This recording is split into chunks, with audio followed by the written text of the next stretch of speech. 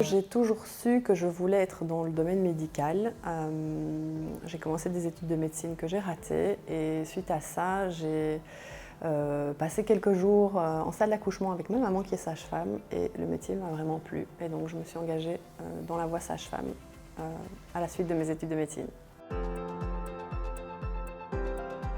La responsabilité de la sage-femme en salle d'accouchement, c'est vraiment d'être gardienne de la physiologie, donc de s'assurer que la grossesse où tout se passe bien se maintient dans ces limites-là. Et si la grossesse est pathologique, donc n'est pas 100% physio où tout va bien, de pouvoir travailler en collaboration avec les médecins pour que tout se déroule bien et que le bébé puisse naître dans les meilleures conditions. La plus grande satisfaction, c'est de pouvoir partager avec le couple un moment de vie qui est très intense, un des plus beaux moments de leur vie, et être partenaire de ce moment-là, c'est vraiment très enrichissant en fait, au quotidien.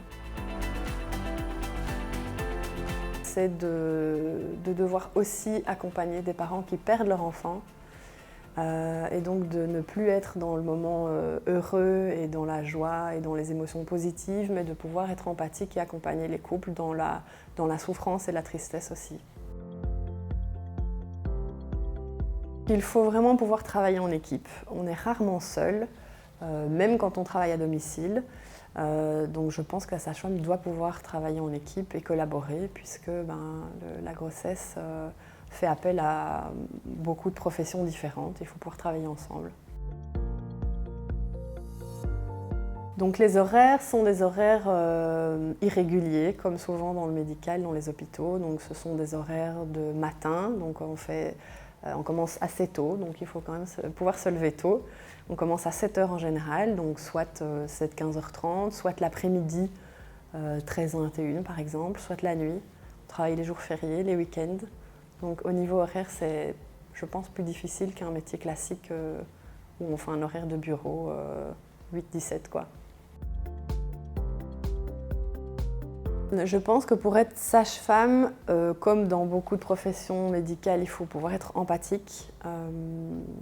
Il faut pouvoir travailler en équipe, comme je l'ai dit. Et je pense que la sage-femme doit pouvoir travailler en autonomie. Donc la sage-femme fait partie de l'art de guérir et donc elle doit pouvoir travailler dans une certaine autonomie et en faisant appel à d'autres professionnels de soins quand c'est nécessaire, mais elle doit pouvoir avoir un esprit critique et travailler relativement seule et avec les autres. Mais il faut, voilà, je pense que l'esprit critique fait qu'elle va pouvoir évaluer la situation, vérifier que les limites de l'autocie sont bien respectées. Donc l'autocie, c'est la physiologie, c'est le fait que tout se passe bien. Et si ça dépasse ce cadre-là, elle doit pouvoir switcher et travailler en équipe. C'est très très varié en fait. Donc la sage-femme peut s'occuper du couple du tout début du projet de naissance, même en préconceptionnel, à la toute fin. Donc le retour à domicile et le soin à domicile. Entre ça, il y a des consultations prénatales, il y a des préparations affectives à la naissance, donc accompagner les parents à devenir parents justement. L'accouchement en tant que tel, le postpartum, donc le séjour en maternité, tout cet accompagnement-là. La sage-femme peut aussi faire du libéral, être indépendante et travailler, voir les parents à domicile, les bébés à domicile. Donc c'est assez varié. Quand j'ai eu mon premier enfant et que je suis revenue travailler, j'ai dû m'occuper d'une maman qui avait des gros problèmes de santé, qui avait des gros problèmes de tension et qui a dû malheureusement interrompre sa grossesse. Et donc je l'ai accompagnée de son arrivée en salle d'accouchement jusqu'à la mise en route de l'interruption de la grossesse. Et c'est vrai qu'étant tout juste maman, ça m'a vraiment très touchée qu'elle perde le sien, son premier aussi. Et ça a été difficile pour moi. C'est la seule fois en 10 ans où je sentais que ça montait, que j'avais envie de pleurer et que j'ai quitté la pièce parce que voilà, les parents n'avaient pas besoin de ça. On doit être empathique, mais on ne doit pas compatir avec les gens non plus et vivre ce qu'ils vivent.